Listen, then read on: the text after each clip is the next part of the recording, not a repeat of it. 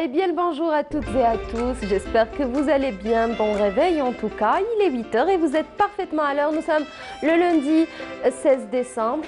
Il est parfois utile de le rappeler. Et nous sommes comme à chaque fois très heureux de vous retrouver pour commencer en votre compagnie cette journée. Au programme de ce lundi matin, eh bien dans quelques instants, nous allons retrouver Ahmed Grigahsen dans sa rubrique Savant et chercheur algérien. Il s'intéressera ce matin au parcours exceptionnel du défunt Cheikh Mohamed Baba Amer, mufti malékite d'Alger. Nous aborderons avec Wided Agabi la question des troubles relatifs à la thyroïde. Eh bien, à la glande thyroïde, vous allez voir comment ce que cette petite glande en forme de papillon régule de nombreuses activités du corps humain. Néanmoins, différents troubles peuvent nuire à son bon fonctionnement et provoquer des ravages sur l'organisme. Avec Farah Hamadash dans la rubrique Conso, nous allons apprendre à reconnaître un produit bio de qualité d'un produit bio contrefait. Astuces et conseils avec Farah ce matin. On retrouvera également Amir Nebbesh pour revenir sur le film documentaire de Abdelrahman Hayyan, le Dina, retraçant l'histoire de ce bateau Fakhr al-Bihar, qui le 29 mars 1955 fait naufrage à Ras El-Ma, petit village de pêcheurs marocains à l'est de Nador. À son bord, des tonnes d'armes destinées à la révolution algérienne. Nous y reviendrons en détail avec Amir Nebbesh tout à l'heure. Mais on n'oublie pas les bonnes manières, on n'oublie pas, pardon, les bonnes habitudes, bien évidemment. Tout de suite, la météo et sans plus tarder avec le Mina Abed. Bonjour Mina.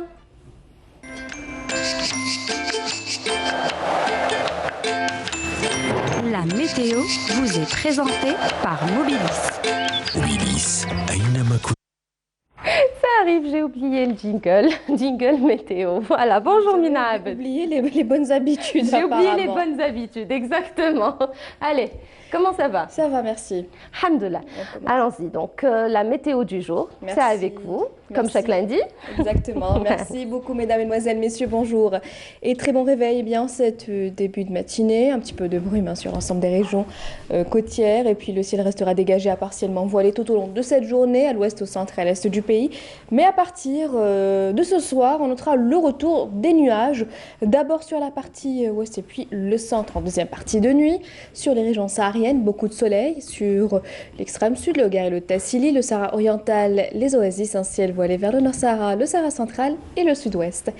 Les températures de cet après-midi, eh bien, on notera sur la moitié nord une hausse du mercure d'ailleurs, avec un maximum de 25 degrés à Oran, on notera 23 degrés à Tlemcen, 23 degrés également du côté d'Alger, Tizi Ouzou, 22 degrés à Annaba, 17 à Al-Rouat, 20 degrés à Gardaya, Bachar, 24 degrés à Tindouf, 23 degrés à Hassim Saoud, 25 à Darar, 26 à Ain Salah et enfin 29 degrés à Bord Beji Mokhtar et à Ain Gazzam. On passe tout de suite à l'Europe pour aujourd'hui. Eh bien, le ciel restera plutôt couvert avec quelques pluies, du soleil également, notamment sur du côté d'Athènes ou encore Rome. Et puis côté mercure, côté température, le mercure variera entre 10 et 20 degrés. Place à l'éphéméride. Et puis pour plus d'informations, le site de Météo Algérie reste à votre entière disposition, les 3 w.meteo.tz. Très bonne matinée et à tout à l'heure midi.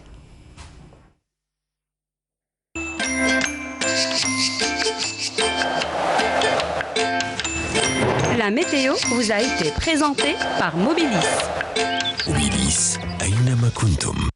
Merci beaucoup Mina. Merci à vous. Excellente journée à vous. Également. Quant à nous, on continue. Notre émission vient tout juste de commencer. On continue en musique, comme d'habitude, avec Groupe Day cette fois et Salam.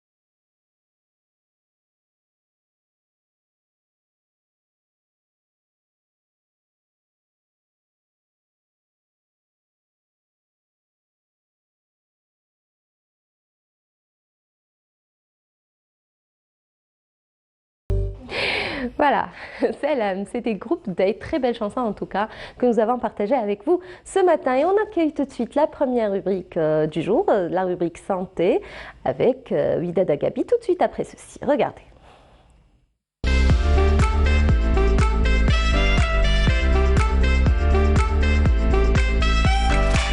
Voilà, et la rubrique santé, c'est avec Widad Agabi ce matin qui s'intéresse aux troubles de la thyroïde. Et oui, stressé, hyperactive ou au contraire extrêmement fatigué et déprimé. Et si votre glande thyroïde vous jouez des tours, c'est la grande question aujourd'hui. Ces symptômes sont peut-être liés à cette petite glande en forme de papillon et qui touche une population de plus en plus importante en Algérie. Pourquoi ce dysfonctionnement? Quels sont les signes et les symptômes? Comment traiter ces troubles? Réponse ce matin avec Widad. Bonjour Widad. Bonjour Soumaya. Bonjour à tous.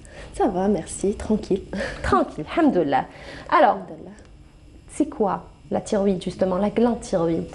Alors oui, première question. Par rapport à la thyroïde, vous avez dit petite. Ouais. Voilà, petite glande, mais elle a une grande importance. Elle est très importante pour notre fonctionnement, pour le bon fonctionnement de notre organisme et de notre existence. Donc, la thyroïde, c'est un petit organe qui se trouve au niveau de la base du cou et qui est là pour justement réguler. Il rentre dans le métabolisme de tous les organes du corps. Cette petite glande, elle va sécréter les hormones thyroïdiennes, ce qu'on appelle la FT3 et la FT4. Et ces hormones vont intervenir un peu partout dans le corps humain, dans tous les organes. Donc, ils vont réguler tout ce qui est battement du cœur, rythme cardiaque, donc le sommeil, la libido, le transit. Donc, elle intervient dans le tube digestif, la moelle osseuse pour fabriquer les globules rouges. Donc, elle intervient partout. Elle est petite, mais elle est très, très importante. Et cette glande thyroïde, elle est régulée par un centre de commande. Je l'avais déjà dit qu'au niveau du corps humain, on a un bureau de commande, c'est le cerveau. C'est le cerveau qui commande cette thyroïde. En fait, lui, il a une vision globale par rapport à ce qui se passe dans le corps. Donc, il va dire à la thyroïde, voilà, il y a un manque d'hormones thyroïdiennes, il faut que tu fabriques encore plus. Donc, elle va se mettre à fabriquer les hormones thyroïdiennes. Et si, au contraire, il y a un manque en hormones thyroïdiennes, lui, il va dire à la thyroïde, au contraire, s'il y a un excès, donc il faut qu'elle ralentit. Et s'il y a un manque en hormones thyroïdiennes, il faut qu'elle fabrique des hormones thyroïdiennes. Et justement, le dysfonctionnement de la glande thyroïde se traduit comment, justement? Justement, s'il y a un problème au niveau de la thyroïde, soit elle va fabriquer beaucoup d'hormones thyroïdiennes, et là, on est dans le cas d'une hyperthyroïdie. Oui. Et donc, il y aura tout le métabolisme qui va s'accélérer. Donc, il y aura battement du cœur qui vont s'accélérer, nervosité. Beaucoup de symptômes vont apparaître. Et si cette thyroïde, c'est-à-dire elle va se ralentir, elle va plus fabriquer d'hormones thyroïdiennes, là on est dans le cas d'hypothyroïdie. Donc elle se manifeste par soit hyperthyroïdie, soit hypothyroïdie. Donc les deux cas, ils sont pas, que ce soit hyper ou hypo, c'est un problème. On ne peut pas fonctionner, notre organisme ne peut pas fonctionner ni avec excès, ni avec manque d'hormones thyroïdiennes. Et on va parler des symptômes, justement, relatifs à ces troubles. Oui, alors les symptômes des troubles de la thyroïde, quand on est dans le cas d'une hypothyroïdie, on a dit que tout va se ralentir, tout l'organisme, il va c'est-à-dire se ralentir. On aura déjà l'impression de fonctionner au ralenti. Voilà, exactement. Oui. Une fatigue déjà. Une fatigue, la personne elle se lève le matin très fatiguée, on a les battements du cœur qui vont se ralentir, on a la température qui va diminuer, donc ils ont tendance à avoir froid, il y a le métabolisme des lipides, donc il y aura l'organisme ne va pas brûler tout ce qui est sucre et lipides, donc la personne elle aura tendance à prendre du poids. Et on aura aussi par rapport au cycle menstruel chez la femme, donc il y aura tout un chamboulement, perturbation, voilà. On aura aussi par rapport à l'hypothyroïdie chez l'enfant, si elle se manifeste chez l'enfant, elle peut donner un retard de croissance, donc un retard staturo-pondéral, et on pourra aussi chez les enfants qui ont un retard scolaire, c'est-à-dire que à l'école, ils sont pas bons à l'école. Donc là, il faut penser aux troubles de la thyroïde. C'est-à-dire, il assimile pas bien les informations Manque de concentration. Manque de concentration. Et là, c'est l'un des signes de l'hypothyroïdie. Aussi, parmi les signes de l'hypothyroïdie, c'est la dépression. Donc, c'est une personne qui est dépressive, elle se sent pas bien, elle n'arrive pas à exprimer sa gêne. Et tous ces symptômes sont en rapport avec une hypothyroïdie. Trouble de la mémoire. Trouble de la mémoire. Également. Problème de la concentration. Voix rauque. Voix rauque, exactement. Donc, ça peut se manifester par une voix rauque, donc surtout chez les enfants, chez les femmes aussi, parce que bon, chez les hommes, on peut se dire que c'est normal, mais chez les enfants et chez la femme, ça se manifeste par une voix rauque, justement. Et puis une grosseur au niveau du cou. Du cou, voilà, ce qu'on appelle le goitre. Et parmi les signes, alors le goitre, on peut le voir en cas d'hypothyroïdie ou d'hyperthyroïdie. C'est la glande thyroïde qui augmente de volume, et on le voit sur la photo déjà, au niveau de la base du cou, on a cet enflement-là, c'est la glande thyroïde qui a pris du volume. Et par rapport au signe de l'hyperthyroïdie, au contraire, on aura une accélération de tout l'organisme. Donc, perte de poids, une diarrhée, nervosité, tremblement. Donc, la personne, elle va sentir le corps qui vibre, et la température qui augmente, sensation toujours de chaleur, justement, et ce qu'on appelle aussi, donc, parmi les signes qu'on peut avoir, c'est les battements du cœur qui s'accélèrent. Donc tout est accéléré. Voilà, tachycardie, palpitation surtout. La personne, elle va sentir des palpitations. Et nous, en tant que médecin, quand cette personne elle se présente chez le médecin, on va trouver cette tachycardie qu'on va penser, qui va nous permettre de poser des questions et de penser à un problème thyroïdien.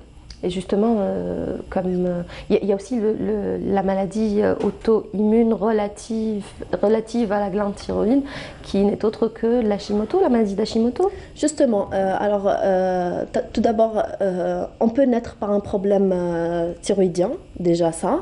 Donc, c'est-à-dire on peut l'avoir dès la naissance. On peut l'avoir, un problème congénital, donc un dysfonctionnement de la thyroïde ou une malformation de la thyroïde. Donc on peut naître en hypothyroïdie, donc un problème de la thyroïde. Et on a aussi, au cours de notre vie, on peut le développer. Voilà, on peut le développer suite à plusieurs causes, plusieurs facteurs, notamment ce que vous venez de dire, la maladie auto-immune, la thyroïdite d'Hashimoto et la maladie de Basedow. Ce sont deux maladies auto-immunes, c'est des anticorps qui vont venir s'attaquer à notre thyroïde. Et ça se manifeste en général surtout chez les femmes, parce que je l'ai déjà dit que les maladies auto-immunes sont fréquentes chez la femme par rapport à l'homme.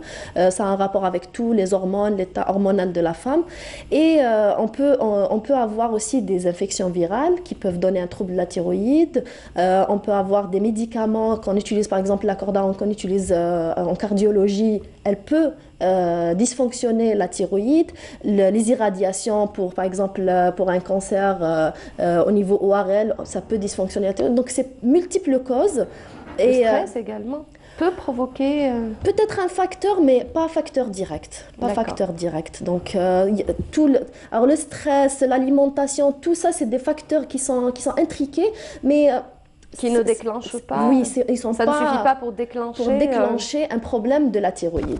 Les causes sont bien précise, si c'est une infection virale, si c'est en postpartum, en post-accouchement par exemple, après l'accouchement. Et d'ailleurs, on a remarqué que les troubles de la thyroïde, ça se manifeste surtout à la ménopause chez la femme et après l'accouchement. Donc c'est le chamboulement des hormones au niveau du corps de la femme qui fait que ça se manifeste et ça dérègle la thyroïde. Alors, parlons à présent du cancer de la thyroïde.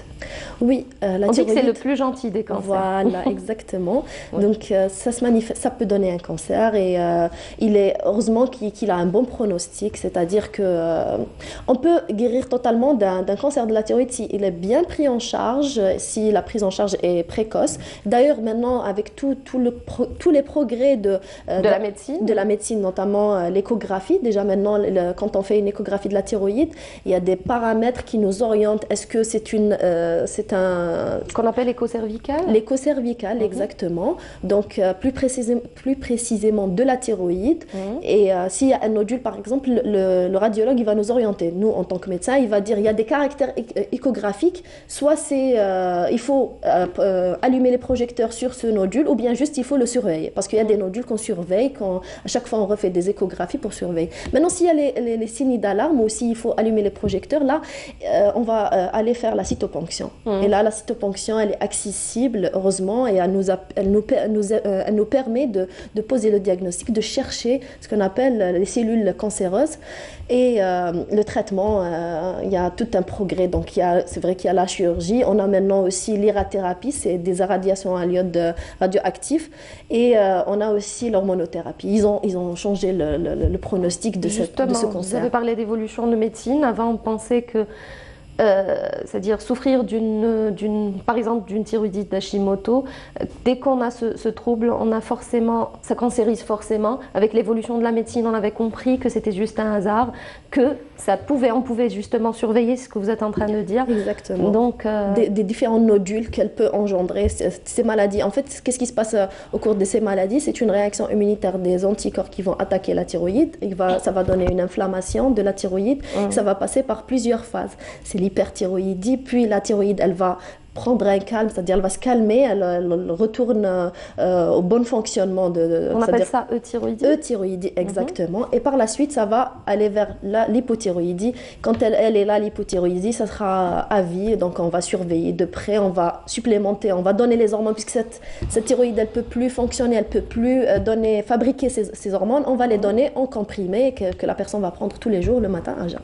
Voilà, et c'est de la thyroxine qu'on prend généralement. Exactement, c'est une hormone, mais hormone synthétique, voilà, c'est-à-dire pharmaceutique. Et souvent, les médecins prescrivent également des cures de vitamines ou de magnésium, de calcium. Généralement, on fait des hypocalcémies ou des hypercalcémies ou encore des carences en vitamines.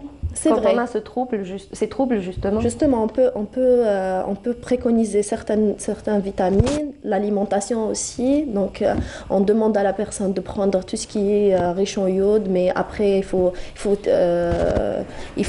éviter tout ce qui est friture, tout ce qui est sucre lent et tout, parce que l'organisme, il n'arrive plus, il n'y a pas les hormones thyroïdiennes, on n'arrive plus c'est-à-dire à brûler ces sucres. Donc, il vaut mieux adopter un régime alimentaire sain. Et en même temps, on a ces vitamines qu'on associe à la prise en charge. Et quand on fait une chirurgie, c'est-à-dire on fait une ablation de la thyroïde, en général, il y a ce qu'on appelle les parathyroïdes. Ce sont d'autres petites glandes qu'on ne peut pas vraiment voir. En général, on les touche parce qu'elles sont vraiment très petites, on n'arrive pas à les voir, le chirurgien ne peut pas les voir, donc on peut les toucher. Là, quand on fait la thyroïdectomie, c'est-à-dire on enlève la thyroïde, on supplémente en général en calcium et en vitamine D. Donc ces personnes, c'est important parce que c'est ces parathyroïdes qui vont fabriquer ce qu'on appelle la vitamine D. Elles ne vont pas fabriquer la vitamine D, c'est-à-dire la vitamine D et le calcium sont importants pour le fonctionnement des parathyroïdes. Voilà. Et puis quelques conseils peut-être, Wided, pour finir? Oui, donc je dirais que c'est un problème qui est fréquent en Algérie. On le remarque de plus en plus avec tout le changement c'est-à-dire de nos habitudes, chez la femme, par exemple les maladies auto-immunes. Donc il y a l'environnement qui a changé, donc il y a déclenchement des maladies auto-immunes. Donc je dirais à toutes les personnes qui voient qui sont en train de sentir tous les symptômes qu'on vient juste de citer, de ne pas hésiter d'aller voir le médecin parce que dès qu'on traite les troubles de la thyroïde, notre vie va changer parce que c'est un problème hormonal, on peut le traiter facilement. Voilà. C'est dit. Merci beaucoup, Merci. Dr Agabi. Merci à vous. Merci pour votre présence le lundi et pour tous ces conseils et toutes ces précisions. Rendez-vous la semaine prochaine avec un autre thème. Inch'Allah. Avec plaisir. Merci beaucoup. Merci. Alors, quant à nous, on continue. Et juste avant d'accueillir Ahmed Grig Hassan, eh bien, on va faire une escale à Alger, à la Médina d'Alger, plus précisément dans la basse Casbah, pour découvrir ce reportage de Sabrina Khlifi sur Dar Souf. Regardez et appréciez. On se retrouve tout de suite après. Dar Souf, situé dans la basse Casbah d'Alger, nous dévoile l'architecture et les décorations luxueuses et raffinées de l'ancienne demeure Judeï d'Alger.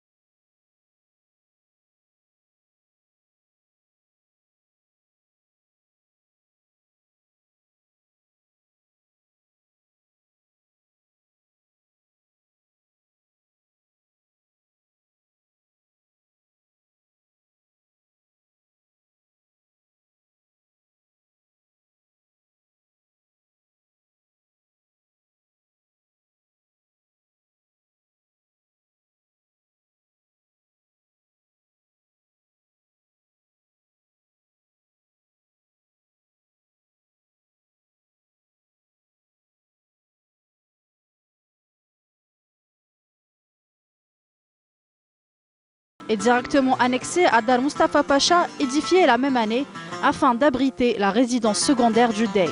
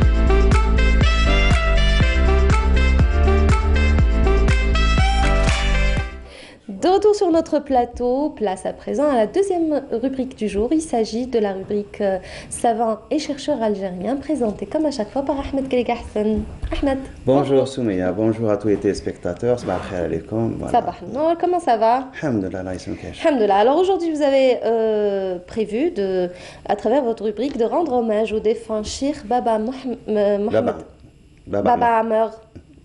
Cheikh Mohamed Baba Amer, j'y suis. Alors, Cheikh Mohamed Baba Amer, le dernier mufti officiel d'Alger, l'enfant de du rite malikite, exactement. Parce que lui, c'est le dernier mufti malikite. Il y avait le dernier mufti hanafite, c'était Cheikh Ben Chikou à Alger. Bien sûr, dans d'autres villes, à Mdia par exemple, ils ont aussi réussi à garder leur dernier mufti, qui est Cheikh El-Fakhar, Cheikh El-Foudé, ils ont vécu plus longtemps.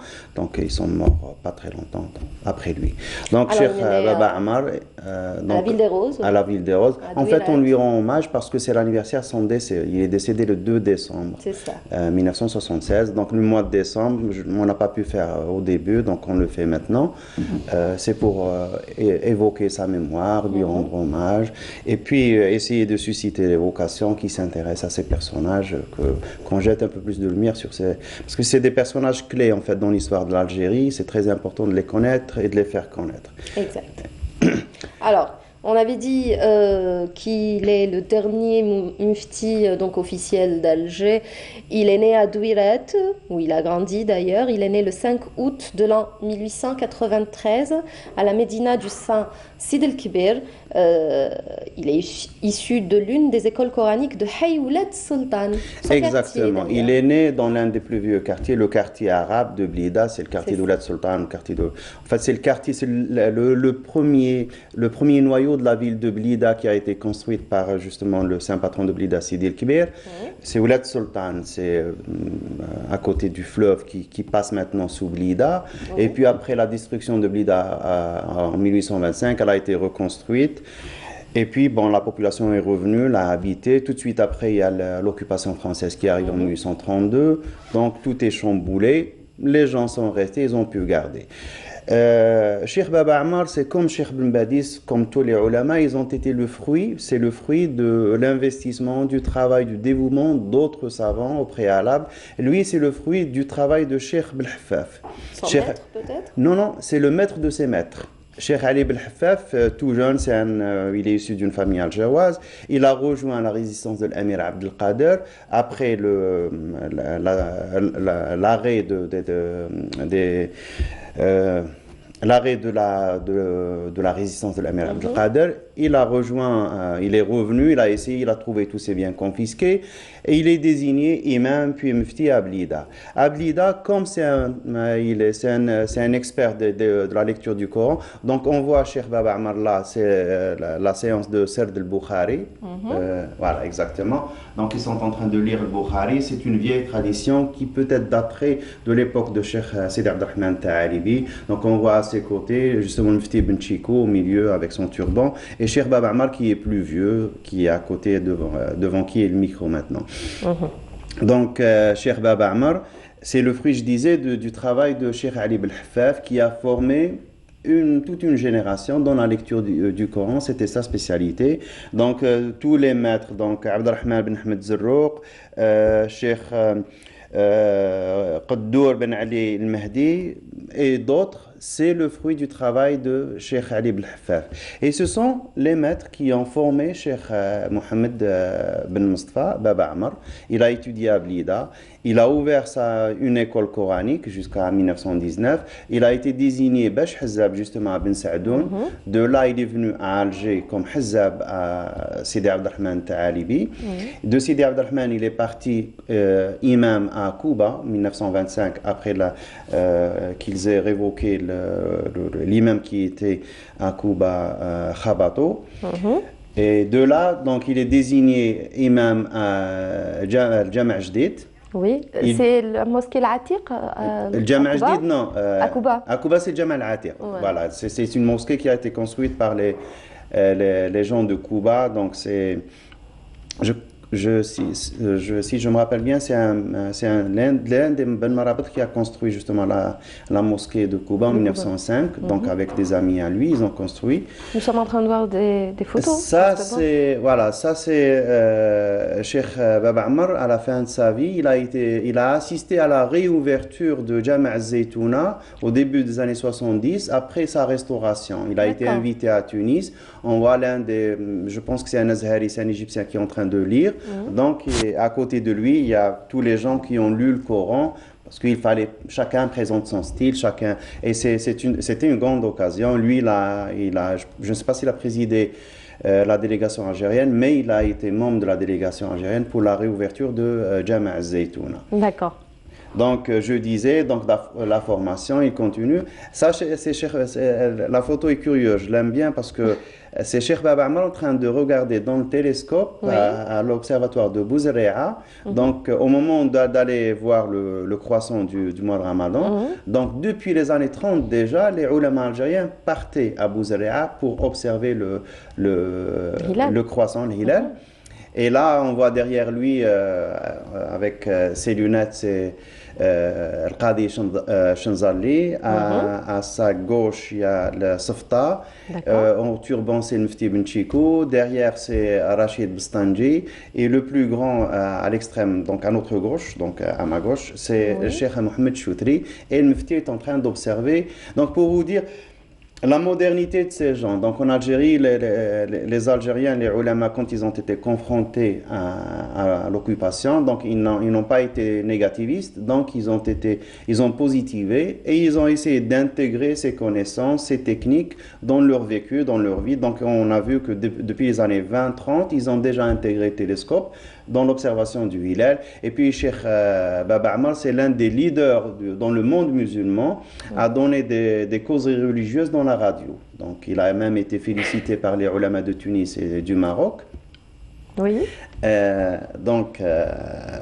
C'est la modernité de ces non-ulama qui ont fait. Vous savez très bien qu'il y a certains pays dont les ulama ont cassé les télescopes. Ça, c'est une visite dans l'une des banlieues d'Alger, peut-être à Tipaza, quelque part, dans des ruines. On le voit plus jeune avec Cheikh Mehmed Bestanji et Cheikh Al-Qmihi avec le Barnos qui le met sur son épaule, accompagné de certains gens. Donc, ils étaient en visite. Donc, c'est des gens qui vivaient leur vie le plus normalement du monde. Tout à fait. En plus, quand j'ai demandé aux gens qui ont connu Cheikh Baba Ammar, il y a Si Mahmoud Choutri qui est le fils de Si Mohamed Choutri qui était imam avec Babam. Il me disait qu'il était doux. C'est un homme très doux, c'est un homme très calme. Il aimait bien les enfants. Ça, c'est la Salat al-Eid à Saht Chouhada. Donc début des années 70, fin des années 60, après l'indépendance, on voit tous les gens qui sont là. Et bien sûr, c'est le mufti qui fait la prière. Donc tout le monde était là. Donc la mosquée Jama Jdid, on connaît l'horloge. Oui. Voilà. Donc, et puis il y a, par exemple, il y a aussi les écrits dans la presse. Donc aussi, ils ont intégré la presse très tôt dans leur communication. Donc c'est aussi une face de la modernité qui a été intégrée, c'est très important.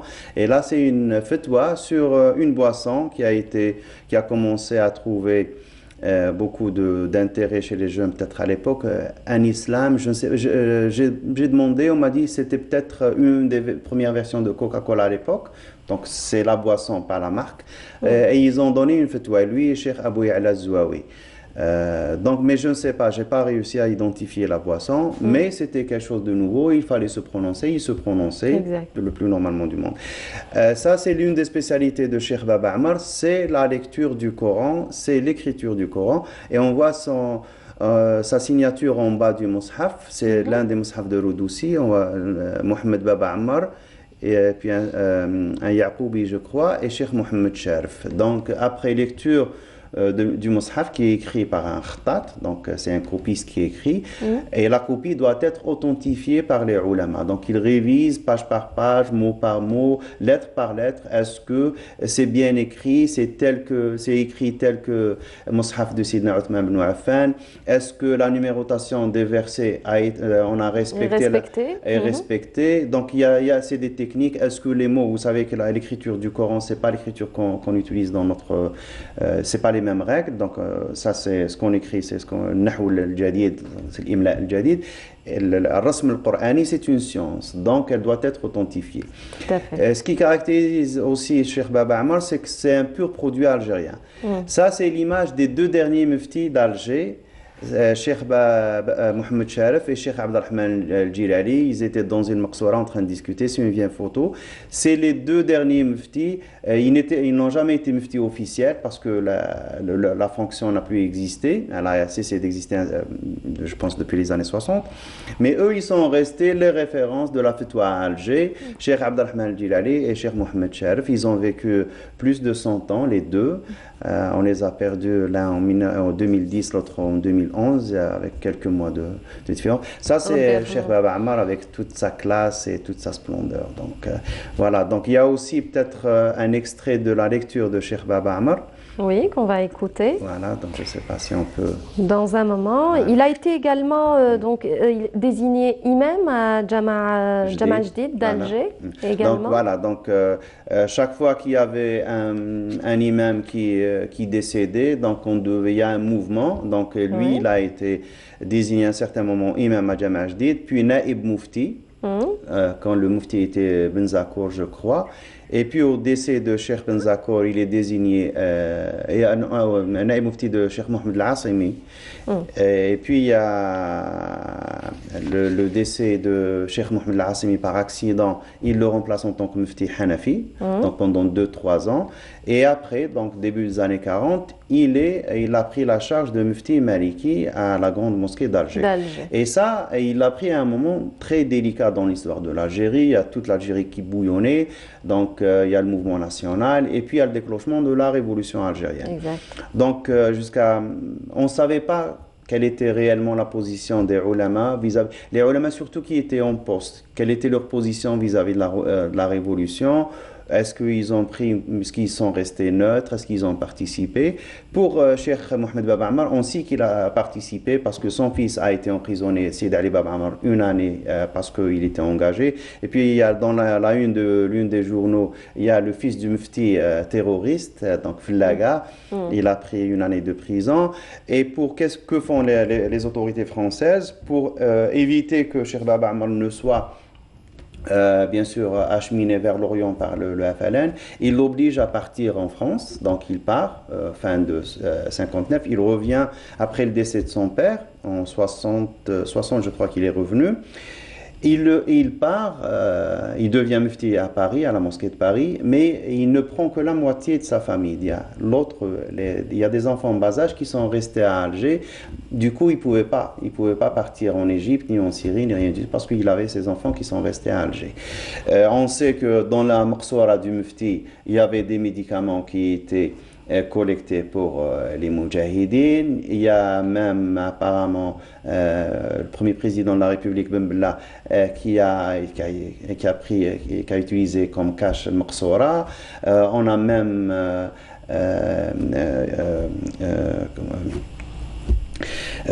donc il y avait un mouvement dans la grande mosquée et c'est en fin de compte, en lisant l'article de l'enfant de Ben Khedda, on se rend compte que c'est Ben Youssef Ben Khedda qui a été le contact de ces gens, de l'élite algéroise, pour les intégrer dans le mouvement de la révolution. Et c'était Mohamed Choutri qui collectait l'argent de tous les imams d'Alger, donc entre autres le mufti Baba Ammar.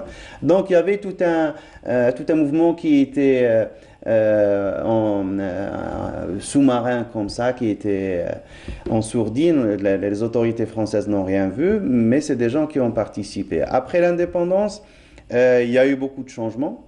Oui. Donc, il a été, le poste de mufti a été annulé, donc, il a été supprimé, mais il a continué dans sa charge à enseigner.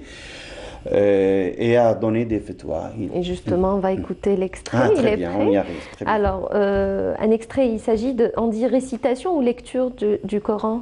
Récitation, lecture. Récitation de quelques versets coraniques interprétés par le défunt Cheikh Mohamed Baba Ammar, le dernier mufti d'Alger. On écoute?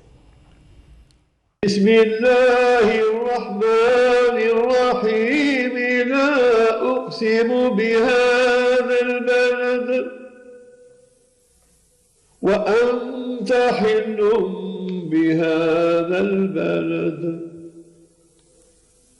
ووالد وما ولد لقد خلقنا الإنسان في كبد.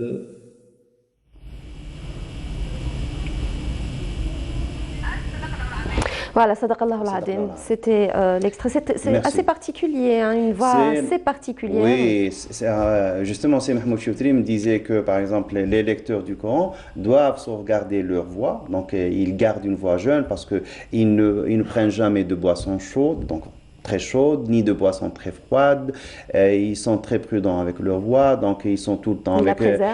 Ils la préservent, du miel, sokol al-Qandli à l'époque, donc ils avaient toujours du sokol al-Qandli dans son tiroir. Il me disait, quand j'étais tout enfant, je rentrais dans la Maqsoura, donc il y a l'imam qui lui donne un morceau de sucre, Donc, il jouait avec les enfants. Il y a l'une des petites filles, je lui ai posé la question. Donc, tout ce travail n'a été fait que grâce justement à la contribution de sa famille. Donc, ils ont eu l'amabilité et l'aimabilité de remettre les photos, les documents et de raconter un peu le vécu de Cheikh Baba Ammar dans sa famille. Me disait justement l'une des petites filles, quand elles étaient toutes petites, une fois il est rentré, il a ramené des chatons dans le gelmouna de son burnous.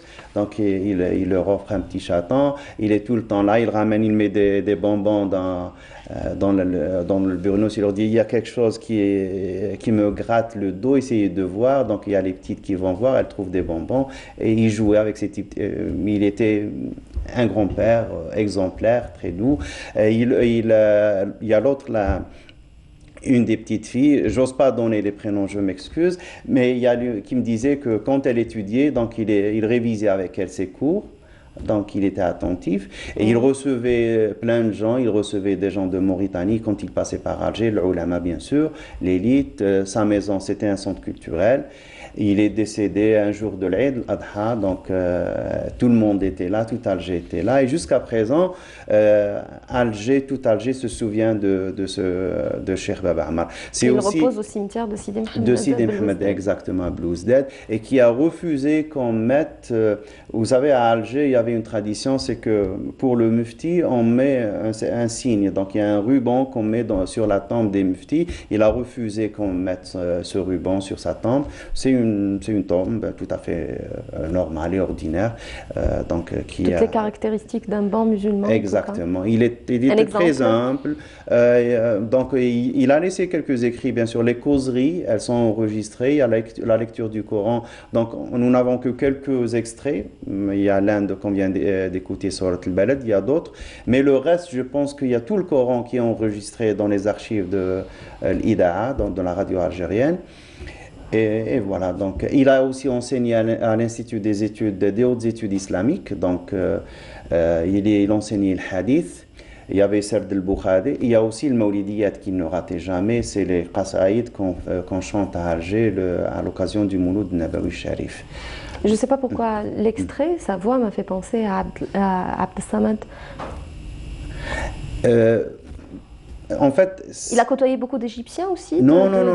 Sa lecture est purement algérienne. Je voulais dire Abd el-Basset, Abd Samad. Exactement. Donc, c'est un vieux enregistrement. Peut-être c'est la qualité de l'enregistrement aussi qui peut évoquer.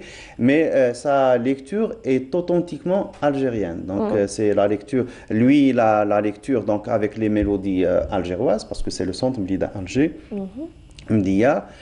Vous partez à Constantine, il y a un enregistrement de Cheikh Hassan Belamri, donc vous l'écoutez, c'est des mélodies qui évoquent le melouf constantinois, donc ils prennent la mélodie. Bien sûr, chaque patelin a ses traditions, chaque région a sa propre lecture. C'est comme l'adhan. C'est comme l'adhan, exactement, c'est la même chose, parce qu'on utilise les mêmes mélodies, on utilise les mêmes tobois. Donc, ou bien rakif al-Moual, ou le Zidan, ou le Iraq, ou le Gharib, ou là, vous êtes dans l'un des tobois, et que ce soit pour l'adhan, ou que ce soit pour la lecture du Coran, c'est des lectures, lui, sa lecture est Warsh, purement Warsh. Donc, il avait l'ijaza, il a reçu l'ijaza de tous ses maîtres, il a reçu l'ijaza de Cheikh Abdel Hayy al-Ktani, et même à la fin de sa vie, il demande l'ijaza du mufti de Tunis, Cheikh Mohamed Tahar Ben Achour. C'est une très grande référence dans l'histoire de l'islam. Cheikh l'Islam Tahar Ben Achour, il a ajouté l'un des nouveaux principes de Maqasid Sharia. Donc, quand même, c'est une très grande référence. Et lui, à la veille de son décès, à quelques années de son décès, il n'a pas vu de problème à demander l'ijaza de Cheikh Tahar Ben Achour. Il a demandé, il l'a reçu.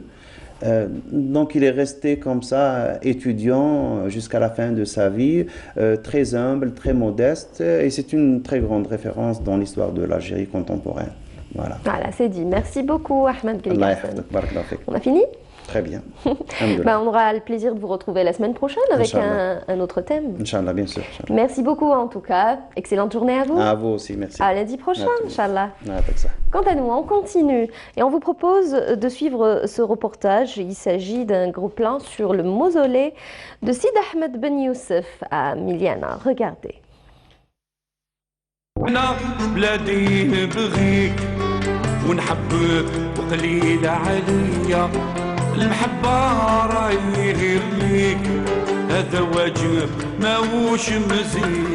Nous sommes rendus ce week-end à la capitale du Zakar pour découvrir la beauté saisissante d'un panorama exceptionnellement féerique de Miliana. Une visite guidée au mausolée Sid Ahmed Ben Youssef, qui incarne une mémoire collective de la population de Miliana. Le monument est attribué au saint patron de la ville de Miliana, c'est Abou al-Abbas Ahmed Ben Youssef al-Rachidi. Il est natif de la Qal'a de Beni Rachid, c'est-à-dire au début du 15e siècle. Et il a été enterré ici à Miliana. Et en 1795, c'est le bey d'Oran qui a ordonné de bâtir la Zawiya et le mausolée. Et puis ce lieu est devenu un haut lieu de pèlerinage qui attire, disons, l'attention des visiteurs.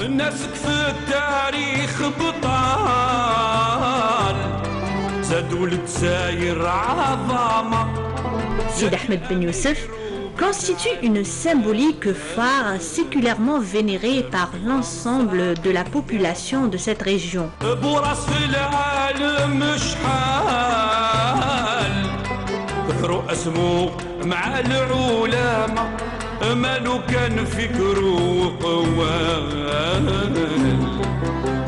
Sid Ahmed Ben Youssef, c'est un lieu où se rencontraient beaucoup de gens, les Milianais et les gens qui habitaient hors de Miliana. Par exemple, ils se rencontraient le jour du Rakb qui se faisait chaque année du mois de mai, la mi-mai. Les gens de Beni Farh, ils viennent de la région de Ain Dfla Harib. Et une semaine après, il y a les gens de Beni Mnassar qui venaient de Cherchar. Donc ici, ils se rencontraient avec de la poésie,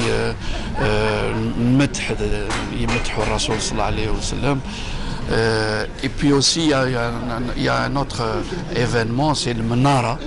Le Menara, c'est qui sillonne la ville, où ils et avec des objets sur la Menara. Et puis il y a la vente aux enchères, où les rentrées à dos, ils masjid. Et tout le monde était content, tout le monde était joyeux.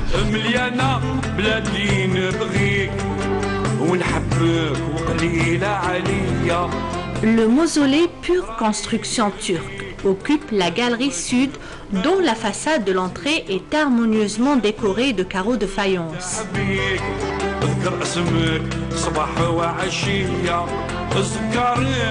Les murs de la salle ornés de céramique et d'inscriptions religieuses au centre se dresse le catafalque du Saint-Homme.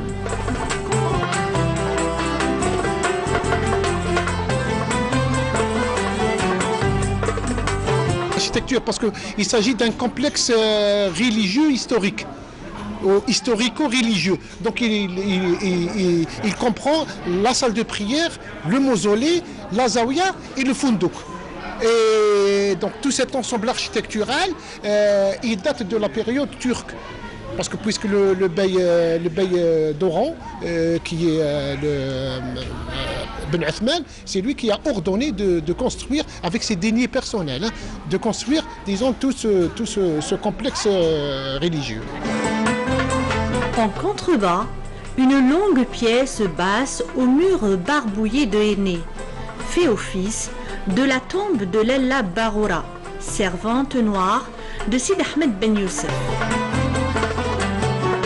Il y a le saint patron Sid Ahmed Ben Youssef qui est enterré ici, mais aussi de grandes personnalités qui ont marqué l'histoire de l'Algérie.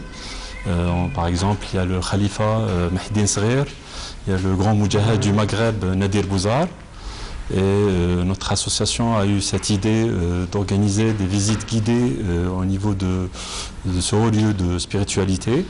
Et surtout à l'occasion du mois du patrimoine, on a eu cette idée d'organiser chaque week-end des visites guidées pour ceux qui s'intéressent au tourisme religieux.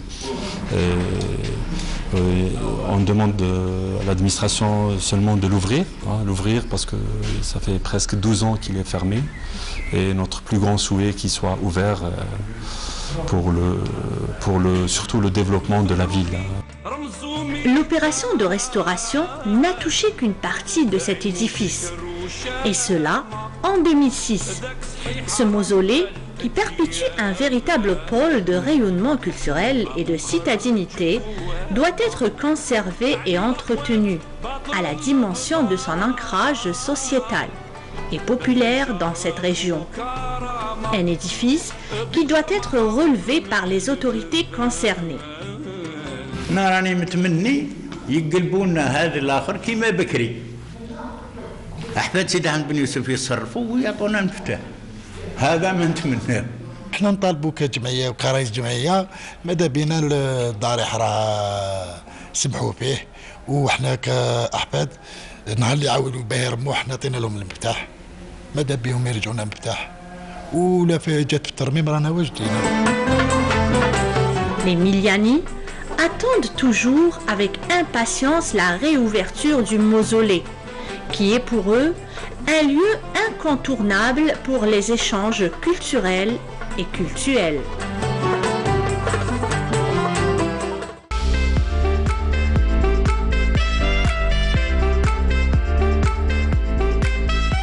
De retour sur le plateau de Bonjour d'Algérie, dernière ligne droite, on accueille Amir Nebesh pour la rubrique cinéma. Bonjour. Bonjour. Je ne savais pas que c'était la dernière ligne droite parce qu'il y a Farah qui Non, dernière ligne droite, c'est le plateau. Intervenir. Ça va, vous allez bien? Ça va, alhamdoulilah. Ça va, merci. Et Farah, Amir anticipe comme à chaque fois. Farah, Hamadej. Bonjour. Rubrique consommation Sonia. et vie pratique. Aujourd'hui, nous allons nous intéresser aux produits bio. Pas bio, naturel. On fera la différence. Produits bio, naturels plutôt que bio. Exact. Souvent, il y a un amalgame, on fait pas souvent la différence entre produits 100% naturels et produits bio. C'est ce que nous allons voir dans un moment. Exactement. Tout de suite après l'Odyssée du Dina. Oui, Amir Nebesh, vous allez nous raconter l'histoire de ce bateau intitulé, donc surnommé Fakhr el-Bihar, qui a été baptisé Dina, justement, et qui a fait naufrage à Ras el-Ma, dans un petit village marocain, de pêcheurs, marocains d'ailleurs, à l'est de Nador, à son bord des tonnes d'armes destinées à la révolution algérienne. Oui. Et vous allez revenir également sur ce film documentaire. C'est-à-dire, on est sur une thématique, on l'avait commencé avec cette commémoration du 11 décembre 1960, avec un documentaire qui s'intitule Le prix de la dignité. Il faut savoir que, pourquoi cette thématique? Parce que il y a eu beaucoup de travaux cinématographiques, si j'ose dire, sur notre mémoire collective, notamment celle relative à la révolution de novembre et même après avant et après ce qui s'est passé après novembre. Donc, vous savez, depuis la colonisation, c'est-à-dire l'invasion française en 1930, c'est-à-dire 132 ans de colonisation, il y a eu bien sûr cette action algérienne toujours à travers la résistance, notamment à travers le déclenchement de la révolution de novembre 1954, c'est l'organisation. Il faut savoir que il n'y avait pas d'armes. Il n'y avait pas d'armes, les révolutionnaires algériens n'étaient pas très nombreux, donc il fallait faire face à une armée, il fallait acheminer des armes. Pourquoi l'Odyssée du Dina? Parce que c'est une histoire assez insolite et extraordinaire, et c'est une opération périlleuse, parce que voilà, il y avait tout pour que tous les ingrédients étaient là pour que cette mission échoue. C'est-à-dire il fallait trouver un bateau, acheminer dedans des armes, traverser la Méditerranée, arriver à bon port. Bon port, c'est bien dit là, parce que quand on parle de Nador à l'époque, c'était très surveillé par l'armée française et espagnole, et les l'avantage, c'est que c'était à la frontière, justement, algéro-marocaine. Oui. Non, mais parce que, en fait, l'opération a été organisée par un comité de révolution algéro-marocaine. C'est un clin d'œil aussi à l'amitié des deux peuples. Et c'est à travers, justement, la supervision de Ben Bella, Feu Ben Bella, et bien sûr Abdelkarim Al-Khattabi en Égypte, qu'ils ont décidé justement d'acheminer des armes à travers la mer, c'est-à-dire par voie maritime, et qui va démarrer ce bateau à partir d'Alexandrie. Il y a un monsieur qui s'appelle Nadir Bouzar, justement, qui a écrit ce livre-là, c'est-à-dire c'est un carnet de voyage, et qui raconte justement ce qui s'est passé durant ce périple maritime, ou cette odyssée, justement.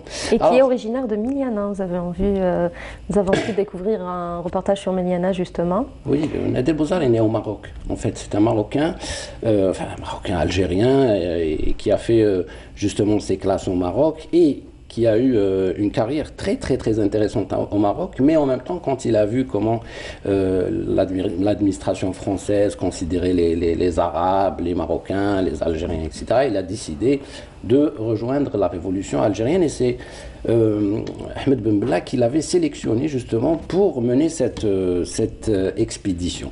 Alors, le Dina, Fakhr al-Behar, c'est un yacht d'une princesse jordanienne, qui s'appelle Dina. Ce yacht-là, il était du côté de la Libye, parce que c'est le père justement de cette princesse qui avait C'était plutôt son mari qui lui avait offert le yacht. Oui, mais c'est le père justement de la princesse qui utilisait ce bateau dans le trafic de cigarettes, de contrebande, etc.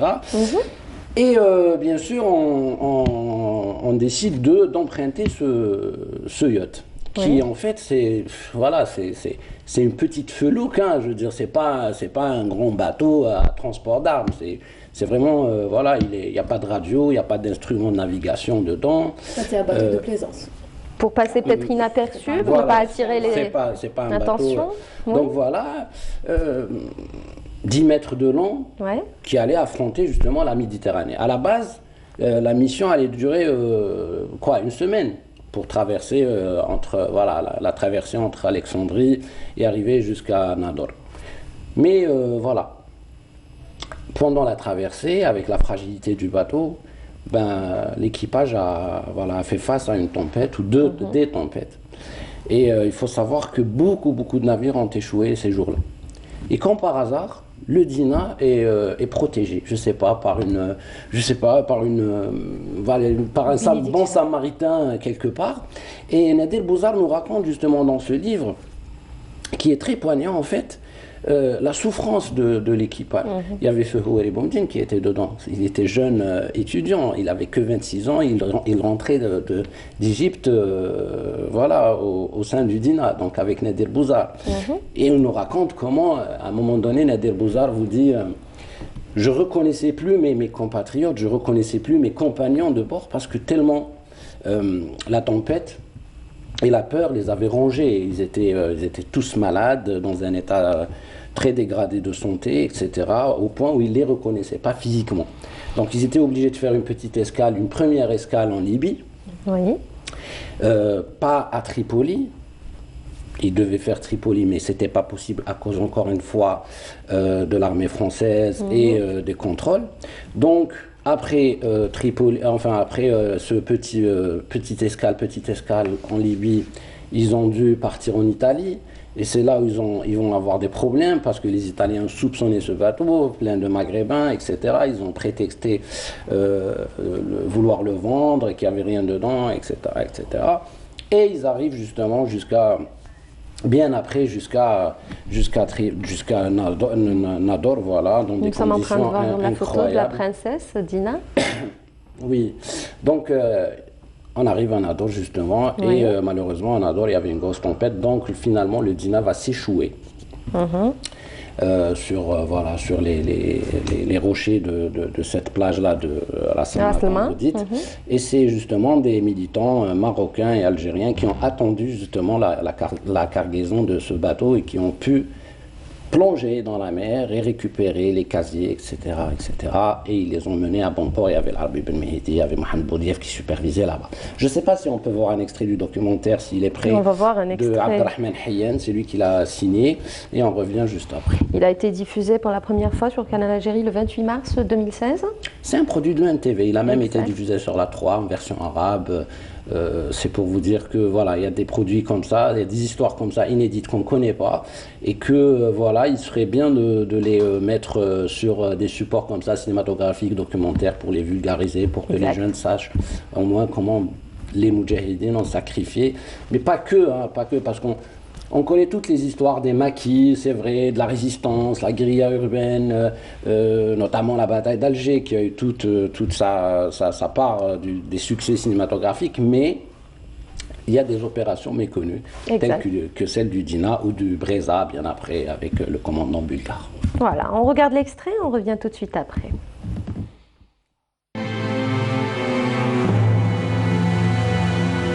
Lorsque le bateau vermoulu par les tempêtes et son long périple depuis 3 semaines parvint en vue des côtes algéro-marocaines,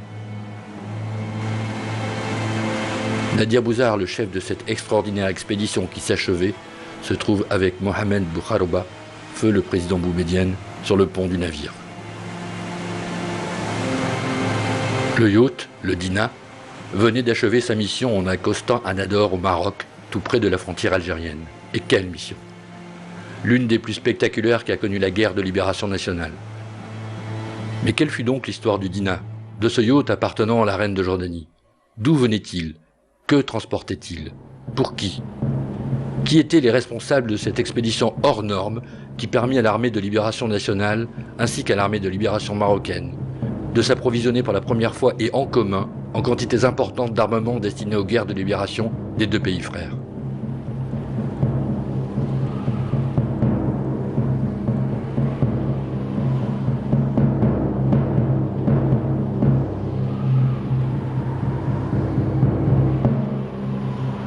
Tout commence au fait bien avant le déclenchement de la guerre de libération nationale.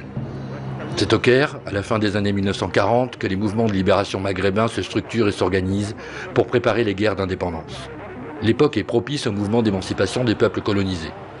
La fin de la Deuxième Guerre mondiale a ravivé les espoirs des peuples à l'autodétermination et les massacres de Sétif et Kherata en Algérie ont convaincu les révolutionnaires maghrébins de la nécessité de prendre les armes contre les colonisateurs.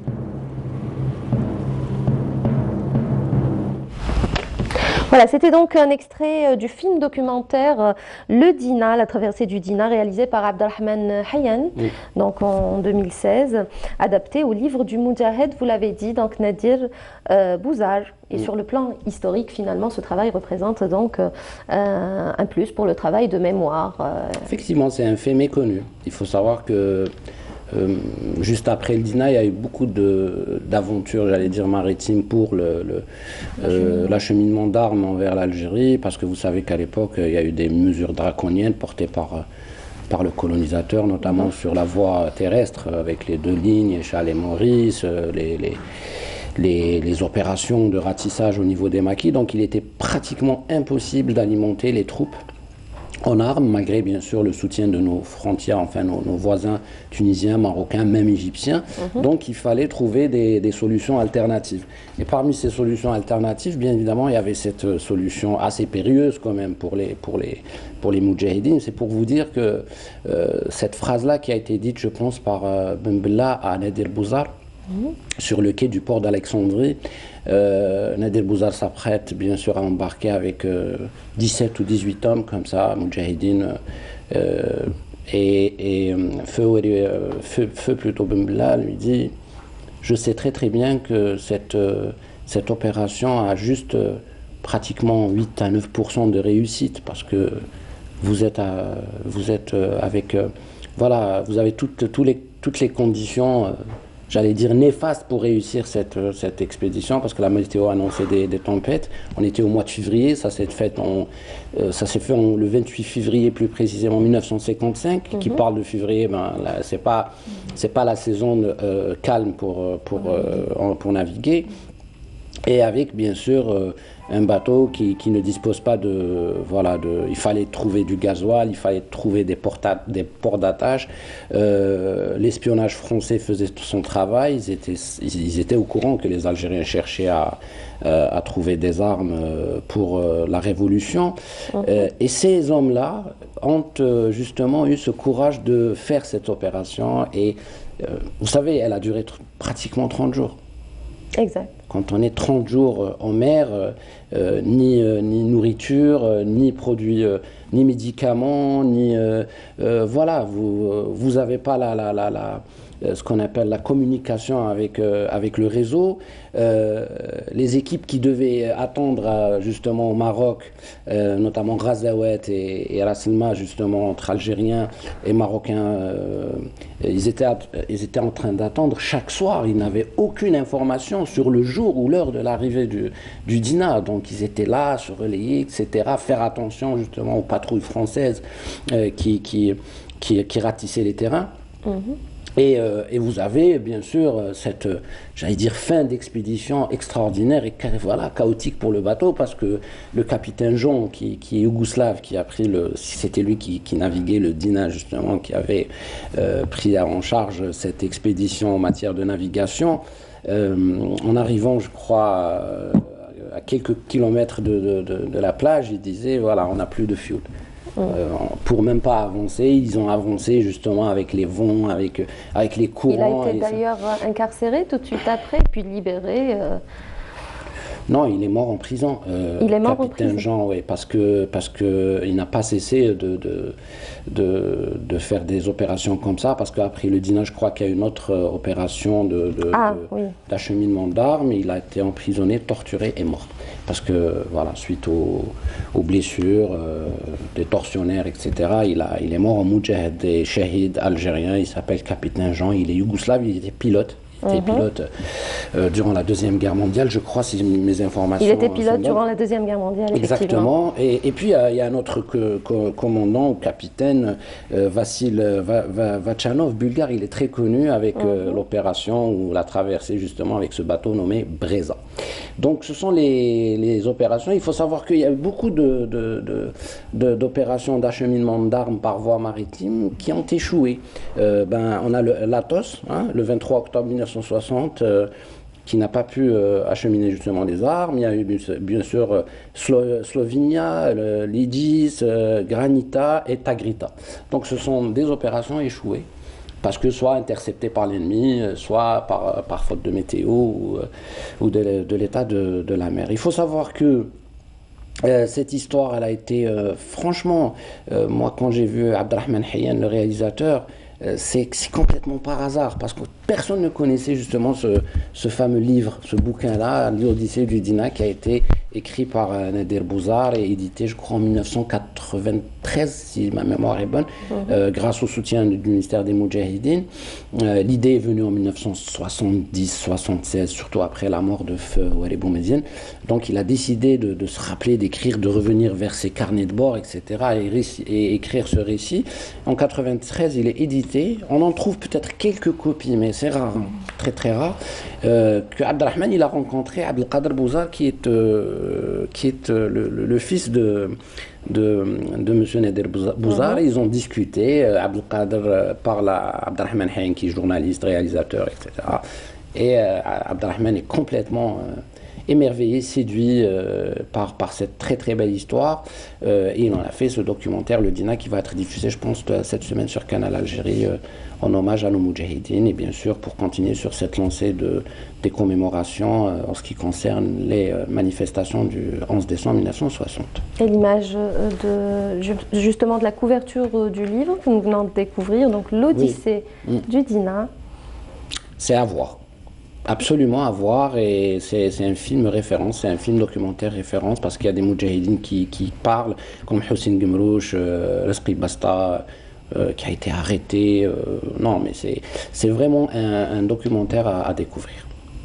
Voilà. On a fini, Amir? Oui, on a fini. On rappelle qu'il va passer. On n'a jamais fini de dire les bonnes choses, parce que ce genre de thématique nécessite beaucoup de temps, il y a beaucoup d'éléments, etc. On essaye juste de bien synthétiser, mais c'est pas vraiment évident. Hein. Vraiment, quand on parle de l'histoire algérienne, c'est vraiment large, vaste, et avec beaucoup d'intervenants, beaucoup de rebondissements et de dates charnières. En tout cas, c'est une belle histoire que vous avez partagée avec nous ce matin, Amir Nebaj. Merci beaucoup. Merci pour votre présence. Je pars. Non, vous restez avec nous, avec plaisir. Eh bien, on se retrouve tout de suite après ce reportage, celui de Nolhouda Bouzgaou. Le marché est à présent envahi de produits bio ou 100% naturel. Nous allons expliquer tout à l'heure avec, bien sûr, Farah, la différence entre ces deux produits, justement. La phytothérapie étant très en vogue aujourd'hui, néanmoins, les consommateurs se font facilement arnaquer, particulièrement lors des salons et expositions. Afin d'éviter de mauvaises surprises, les artisans nous filent quelques tuyaux dans ce reportage signé Nour Houda Bouzgar. Regardez. Les expositions des produits artisanaux se multiplient dans les grandes surfaces ces dernières années. Ce qui est le plus marquant est bel et bien le retour vers le naturel et le bio. Les produits alimentaires, dont les huiles végétales ou les conserves, ou encore les produits cosmétiques, présentent un choix assez intéressant. احنا عندنا زيت زيتون تاع جيجل بريسي افخوا عندنا هذه ماشي صافيه هذه معناتها فيها الامورج تاعها هذه صافيه كاين بزاف اللي يحبوا هذه كاين اللي يحبوا هذه سيديكو سينو عندنا زيت الدرو عندنا مليح الروماتيزم لازم نيميه هذا يداويو به qui fabrique des produits 100% naturels basés sur les extréments de l'abeille et les huiles essentielles. عندنا une gamme كبيرة عندنا des produits cosmétiques عندنا كيما écran solaire crème déodorante عندنا les anti-rides selon la peau عندنا des anti-acné وعندنا des produits parapharmaceutiques on a une synergie des huiles pour les jours. On est un laboratoire de produits de cosmétiques naturels, donc on a plusieurs produits à présenter. On a du savon noir éclaircissant et nettoyant, c'est un savon fait, à la base c'est le savon Tadzaïr, mais c'est un petit peu revisité avec des produits naturels bien sûr. On a même aussi de l'huile de coco extraite à froid. On a même aussi des huiles de massage qui sont naturelles avec des huiles essentielles bien sûr et même aussi des produits naturels en macération comme le bâton de cannelle à l'intérieur. On a même aussi des huiles extraites à froid comme l'huile d'amande douce, on a l'huile de raisin, même aussi des huiles de massage. C'est des produits qui sont 100% naturels, qui sont testés par des gens. Même aussi on fait la vente au niveau des pharmacies, nos produits se trouvent même au niveau des spas. Néanmoins, les fabricants ou artisans de ces produits sous-traitent le plus souvent les matières premières avec lesquelles ils formulent ces mêmes produits. C'est pourquoi des contrats de confiance avec les fournisseurs, une exigence de fiches techniques pour chaque matière ou encore des contrôles de qualité s'imposent. عندنا دي فورنيسور كونفيونس عندنا بيناتنا كونفيونس تسمى كون ما تعودش كاينه الكونفيونس هذيك ما نقدروش نشريو هذه الحاجه فعندنا تسمى دي فورنيسور فيكس ما كانش هذيك خطره نشريو منها وخطره نشريو منها توجور عندنا فورنيسور واحد سورتو لي زويل اسونسيال بيان سور كلش اوفيسيال مش حاجه اسمها هذيك تاع موانشر كلش باسكو لا هذا الفورنيسور او يجيب لنا دي زويل اسونسيال كاين اللي يمبورتيوهم كاين اللي يكونوا هنا كاين دي زويل نجبدوهم هنا من الجزائر.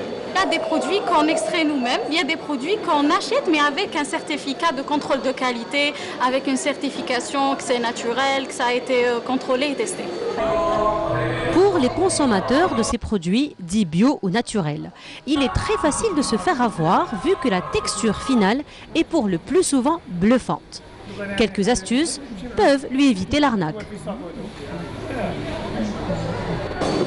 Les gens qui يجيو يحبوا يعرفوا اسكو ناتورال سير ولا حاجه مش سير كان عندنا الكومبوزيسيون بريميرمون عندنا كومبوزيسيون في لومبالاج نعطيهم يشوفوا الكومبوزيسيون بار اكزومبل يلقاو لو ميال شمع تاع النحل عندك عندنا لي زويل اسونسيال بار اكزومبل زيت الذرو زيت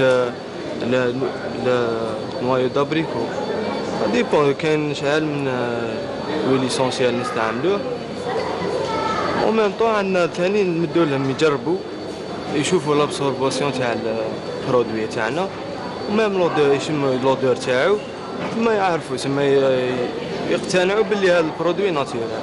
كاين بزاف ما كاش كونفيونس دوكا ولاو يخافوا ميم يجوا يشرو عندي يقولوا لي نخافوا مخلطايتو سينون دوكا هكا كيما راهي هكا جامده يعرفوا باللي راهي حره لو كان ما تجمدش تقعد هكاك شغل زيت نورمال عارفين باللي ماشي حره سينون لو غو تاني يحقق هنا كاين سا ديبون الزيتون سا ديبون البلاصه اللي يعصروا فيها. Revenir aux recettes de grand-mère qui font appel aux vertus de la nature, c'est bien. Contrôler leurs vertus, leur provenance et leur originalité, c'est encore mieux. Voilà, revenir aux recettes de grand-mère tout en contrôlant la qualité des produits bio disponibles sur le marché et en ayant des idées sur leurs vertus. Nous venons de suivre ce reportage dans lequel Nolhuda Bouzgaou nous précise qu'on retrouve beaucoup justement de produits naturels dans les salons et les expositions, les huiles, le miel et bien d'autres devant tant de choix. Voilà. Comment faire la différence entre les bons et les mauvais produits, comment reconnaître les produits bio de qualité, des produits justement. C'est stratégique. C'est la première question. Hein. Bah, c'est ça. Comment reconnaître Bah oui, comment reconnaître des produits bio, c'est la grande question, des produits bio de qualité, de produits. Ça vous intéresse pas les produits de façon bio? Si, ça va pas ou quoi? Bah voilà. Et la grande question aujourd'hui, c'est comment les reconnaître un produit de qualité d'un produit contrefait. Voilà. Bah, souvent on se fait arnaquer, c'est le plus direct. Voilà. Alors justement, ces expos-ventes ont beaucoup de succès depuis quelques années en Algérie, mais il faut savoir une chose, c'est qu'un produit naturel n'est pas toujours sans danger et qu'un produit artisanal n'est pas toujours synonyme de qualité, parce qu'on se dit « Ah, c'est artisanal, c'est de qualité », pas forcément. Avant de commencer, je voudrais juste faire une petite précision concernant les produits naturels et les produits bio, parce que tout ce qui est naturel n'est pas bio. Alors, un produit naturel, c'est qu'il est fabriqué à partir d'éléments issus de la nature, c'est-à-dire qu'il n'est pas chimique, qu'il ne contient aucun composant chimique. Exactement, ça veut dire qu'il n'est ni chimique ni synthétique, c'est-à-dire qu'il est naturel, issu de la nature. Par contre, un produit bio, c'est un produit naturel, donc ça peut être un fruit, un légume, une céréale ou quoi que ce soit, mais qui n'a pas subi de traitement de pesticides, etc. Donc, c'est quoi la différence ? La différence, c'est qu'il n'a pas été traité. Le produit biologique, c'est un produit naturel qui a poussé tout seul, sans qu'il y ait de traitement pesticides ou de traitement chimique ou quoi que ce soit. C'est-à-dire, on a laissé faire la nature. Bon, bien sûr, ça le rend plus fragile, parce que si on ne traite pas automatiquement, la plante va tomber malade, va être infestée d'insectes, etc. C'est pour ça que l'agriculture biologique, elle est très difficile, et c'est pour ça que ça coûte cher pour ceux dans les pays où ils font de l'agriculture biologique. Parce qu'en fait, il faut tout le temps soigner la plante, utiliser des insectes, comme ça se faisait avant, en fait, quand faisaient nos grands-parents. Donc c'est ça, aujourd'hui, l'agriculture, c'est une agriculture qui est traitée pour pouvoir avoir beaucoup de rendement. Donc c'est ça, un produit naturel n'est pas toujours bio. D'accord. Voilà, c'est ça. Mais un produit bio est toujours naturel?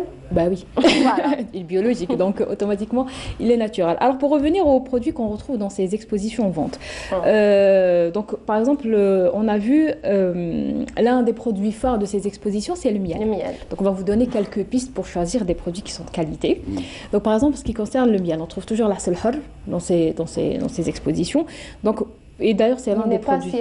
Exactement, c'est l'un des produits sur lequel on se fait le plus arnaquer. Donc, pour reconnaître un vrai miel naturel pur, il y a 3 éléments, entre autres. On a la cristallisation.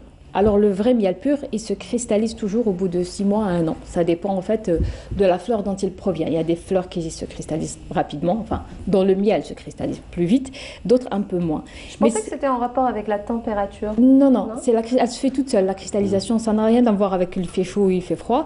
Mais cette cristallisation, elle se fait de manière homogène et compacte sur le vrai miel. Par contre, le faux miel, j'adore, Amélie est en train de rigoler. Non, par contre, je me suis rappelé en fait du miel double. Je sais pas si non, on va pas citer de marque. Non, j'allais. Non, ça s'appelle pas. C'est une marque algérienne très ancienne. Oui, mais ça reste de la pub. C'est un produit algérien, mais c'est du pur sucre. Mais ça, c'est pas le miel. Justement, ça, c'est pas le miel. Ça s'appelle le sirop de sucre. Ça, c'est du sirop de sucre. Exactement, c'est la silla. C'est du sirop de sucre. Nous, on parle exactement la silla. Non, on parle du miel qui est vendu comme étant du miel pur. Ça, c'est. Donc, par contre, on a dit le faux miel, lui, il ne se cristallise pas. Il reste liquide. Et s'il se cristallise, il va se faire de façon non homogène, c'est-à-dire qu'il y aura un côté qui sera cristallisé, un autre qui va rester liquide. Donc là, quand on voit ça, on se dit qu'en fait, on n'a pas acheté du vrai miel et on évite d'en acheter la prochaine fois. Ou alors, déjà quand ils sont exposés, on voit. Si on voit qu'il est cristallisé de certains côtés seulement, on ne prend pas. Deuxième chose, il y a la densité. Alors lorsque le miel il est récolté encore frais, il est très liquide. Ensuite, avec le temps, il va se densifier rapidement. Se densifier, c'est-à-dire il est très, comme on dit chez nous. Et donc, par exemple, même pas du tout limpide, parfois. Oui, c'est normal. Il n'est pas censé être limpide. Exactement, il est dense et puis voilà, il n'est pas limpide parce qu'en fait, le miel, on a vu la couleur caramel doré, il n'est pas limpide. Et donc, par exemple, si vous essayez de le mettre dans un autre pot, vous ne pourrez pas. Il sera trop dense. Donc ça veut dire que le miel, c'est un vrai miel naturel. Par contre, le faux miel, il va rester liquide pendant des mois. Contrairement au vrai miel. J'imagine qu'ils n'ont pas le même goût. Clairement, oui. Il n'y a pas le même goût, puis il n'y a pas les mêmes bienfaits, bien sûr. Si vous achetez du miel à un pot à 2000 dinars, pensant que c'est du vrai miel, alors qu'on vous a vendu du sirop de sucre qui coûte peut-être, je ne sais pas, fabriqué de 100 dinars ou 200 dinars, déjà là, on ne va même pas parler du goût, on va parler déjà du coût. Et de la valeur. Oui. Exactement, là, plus zéro valeur nutritive. Donc, autre test, la dissolution dans l'eau. Donc, si vous voulez savoir si vous avez acheté du vrai miel ou pas, vous prenez une cuillère de miel, vous la mettez dans un verre d'eau. Si le miel il tombe au fond, c'est qu'il est lourd, donc c'est du vrai miel. Si vous essayez de le faire fondre dans l'eau, il faudra vraiment insister pour qu'il fonde. Ça, c'est bon signe, ça veut dire que c'est du vrai miel.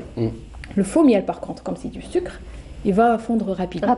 Exactement. Donc c'est comme ça un petit peu les trois critères, la cristallisation, la densité et la dissolution dans l'eau qui peuvent vous aider à savoir si vous avez acheté du vrai miel. Mais s'il est liquide, ce n'est pas forcément du faux miel. Non, au début il est liquide. Il est fraîchement récolté. Exactement, mais ensuite vous allez voir si vous le prenez ensuite, vous allez voir qu'en fait il reste liquide pendant longtemps. Déjà vous n'achetez plus chez la même personne. Déjà vous avez écarté un arnaqueur entre guillemets si je peux dire. Voilà, déjà ça vous l'enlevez. En plus du miel, il y a aussi les huiles végétales. Alors les huiles végétales qui ont beaucoup de succès, on les utilise dans nos recettes beauté, donc cosmétiques, on les utilise également en cuisine. Mais comment reconnaître justement une huile de qualité d'une huile contrefaite? Exactement, on l'a vu d'ailleurs dans le reportage, les huiles végétales, on les trouve aussi toujours dans ces expositions. Alors pour les huiles, il faut pour bien choisir toujours, on le dit souvent dans cette rubrique, lire les étiquettes. Il faut que ça devienne un réflexe. Donc dans ces étiquettes, il faut chercher 3 mentions. Il faut chercher la mention huile vierge. Ça veut dire que cette huile n'a subi aucune transformation ni avant ni après le pressage. On a juste pris le fruit ou les grains, on les a pressés pour extraire l'huile. Et à la limite, on l'a juste filtré pour enlever tout ce qui est les impuretés, pas plus. Ça, la mention huile vierge. Ensuite, on a la mention première pression à froid. Ça veut dire que cette huile, elle a été extraite de façon mécanique, que la matière première n'a pas été chauffée, parce que lorsqu'on chauffe la matière première, c'est-à-dire comme on l'a dit, le noyau, le fruit, etc., ça va détruire les éléments nutritifs de l'huile, donc ça sera une huile de mauvaise qualité. Et pourquoi on dit première pression? Ça veut dire que le fruit n'a été pressé qu'une seule fois, on a extrait l'huile et c'est bon, on a arrêté. Parce que parfois, pour qu'ils aient plus de produits, qu'est-ce qu'ils font les transformateurs? Ils pressent plusieurs fois, exactement. Ils pressent plusieurs fois pour extraire le maximum d'huile et ça va chauffer l'huile et ça donne une huile de mauvaise qualité. Et puis, il y a aussi une autre extraction, c'est l'extraction chimique. Là, c'est vraiment autre chose. On va rajouter carrément des solvants à l'huile, aux fruits plutôt, lors du pressage pour extraire encore plus d'huile. Et bien sûr, c'est une huile de mauvaise qualité. Alors ça, c'est pour ce qu'il faut lire sur les étiquettes. Pour l'utilisation de l'huile végétale qu'on utilise, donc, comme je vous ai dit, pour les soins du corps, etc. Alors, on n'applique pas l'huile végétale comme on applique une crème cosmétique, c'est-à-dire qu'on ne la met pas sur une peau sèche. Au contraire, on applique l'huile sur une peau humide.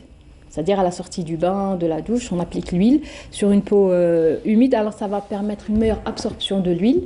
Et les pores sont dilatés, exactement. Et aussi, ça va empêcher la sensation de peau grasse qu'on n'aime pas trop, cette sensation-là. Donc ça évite un petit peu de laisser un film gras sur la peau.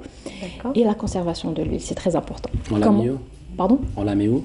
Alors pour l'huile, très bonne question, parce qu'en fait, pour conserver l'huile longtemps, l'utiliser longtemps, on ne la met pas dans un récipient en métal ni en plastique. En verre ? On la met, exactement, dans un flacon en verre, à l'abri de la lumière, de l'air et de la lumière, et à une température ambiante. On évite le chaud, on évite le froid. À l'abri de la chaleur également. Exactement. Et pas au réfrigérateur. Non, on la laisse à la température ambiante. Quand on l'utilise, on prend le réflexe aussi d'essuyer le goulot pour éviter toute contamination et aussi l'oxydation de l'huile. Quand l'huile s'oxyde, ce n'est pas bon. Et ensuite, concernant le flacon, on prend un flacon... c'est-à-dire la taille du flacon doit être adaptée à la quantité d'huile. Et à quantité d'huile, c'est-à-dire qu'il nous reste un petit peu d'huile. Comme ça, on ne va pas prendre un flacon. Parce que plus il y a de l'air dans la bouteille, dans le flacon, plus l'huile, elle s'oxyde. Donc ça aussi, c'est pas bon. Toujours, on adapte son flacon à la quantité d'huile qui reste. Voilà. Ben, c'est utile. Hein. Et puis on termine avec les huiles essentielles, Amel, vous connaissez? Ah oui, ça c'est pour les massages et tout. Ouais. Même pour la santé aussi, pour le traitement de certaines affections également. Rhume, surtout en hiver, très utilisé, les huiles essentielles. C'est quoi exactement et comment les utilise-t-on? Oui, alors pour commencer, l'huile essentielle, c'est quoi? Tout simplement, ce sont les molécules aromatiques d'une plante qui sont extraites par distillation, donc grâce à la vapeur d'eau. Ouais. Et c'est l'élément le plus parfumé d'une plante et aussi c'est l'élément qui renferme tout le principe actif d'une plante. C'est-à-dire que, par exemple, si la plante aide à lutter contre le rhume, comme on l'a dit, c'est dans cette huile essentielle que se concentre le plus le principe actif qui va lutter ou bien traiter le rhume. Et bien sûr, bon, on dit huile essentielle, mais en fait, elle n'est pas grasse. Ces molécules ne sont pas grasses, mais elles sont rajoutées à l'huile pour qu'on puisse, exactement, de l'huile végétale. Pour qu'on puisse les appliquer. Exactement, pour qu'on puisse les utiliser. Alors, comment choisir cette huile essentielle? Toujours bien lire les étiquettes et retrouver aussi 3 mentions, comme pour l'huile végétale. Alors, sur les étiquettes, on va trouver la mention de 100% naturel. Ça veut dire que cette huile n'est pas de synthèse. C'est une huile extraite naturellement. Ce n'est pas une huile de synthèse. Qu'elle n'a pas été diluée ni modifiée. Ensuite, on trouve la deuxième mention qui est 100% pure, c'est-à-dire qu'elle n'a pas été mélangée avec d'autres huiles essentielles. Parce que parfois, ce qui arrive, c'est que lorsqu'il y a des huiles essentielles qui coûtent extrêmement cher, comme par exemple l'huile essentielle de rose. Alors, qu'est-ce qu'ils font? Ils la coupent, lui rajoutent d'autres huiles essentielles qui coûtent moins cher. Donc, pour pouvoir un petit peu pour plus de rendement. Toujours, en fait, tout est une question de rendement. C'est ce qui peut altérer la qualité des produits. Donc, il faut que ça soit une huile 100% pure. C'est-à-dire, si c'est l'huile essentielle de rose, il n'y aura que de la rose. D'accord. Dans la troisième mention, une huile 100% intégrale ou complète. Alors là, ça signifie que la durée de distillation était assez longue pour extraire un petit peu les huiles essentielles de toutes les parties de la plante, c'est-à-dire vraiment de la tige jusqu'aux feuilles. Parce que parfois, pour faire vite, ils ne respectent pas le temps de distillation, donc vraiment l'huile essentielle n'est pas vraiment de très très très bonne qualité.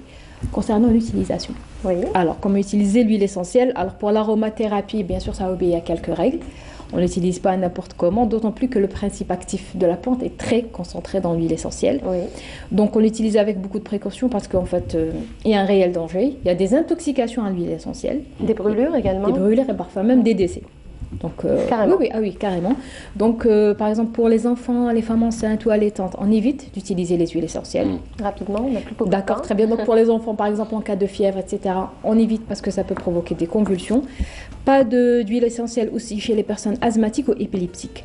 Alors, pour ce qui est de l'utilisation rapidement, il y a 3 formes d'utilisation. Oui. Soit par diffusion, c'est-à-dire on met dans un diffuseur pour assainir une pièce. Par inhalation, on met quelques gouttes d'huile essentielle dans un bol d'eau et on respire la vapeur pendant une dizaine de minutes maximum. Ou bien par friction, on la mélange à une huile et on l'applique en massage sur la peau. Voilà, c'est dit. Merci beaucoup les amis, en tout cas. Merci on arrive à la fin de notre émission. Merci à vous de nous avoir suivis.